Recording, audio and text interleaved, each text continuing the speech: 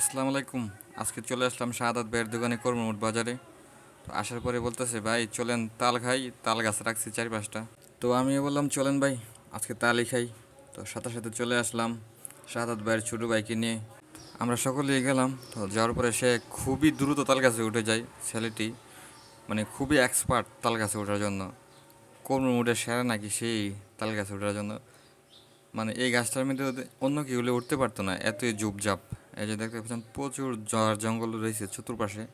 এর ফাঁকে ফুঁকে দিয়া উঠে গেছে উপরে, উঠটা পুরা দুরা কোপান শুরু লাগাই দিচ্ছে তালের বিড়ে। এই একের পরে এক তালের বীর পুষ্করিণীর মধ্যে ফালাইতেছে কোবাইয়া। আর তাল গাছ খুবই ঝুঁকিপূর্ণ একটি গাছ। এই গাছে যে সে উঠতে পারে না। আমার মনে হয় আমি একবার উঠছিলাম, অনেক কষ্ট হয়েছিল। উঠছিলাম অন্য একটা কাজে, এই তাল ফেলার মধ্যেই সে 2-3টা তাল গাছই খেয়ে ফেললো।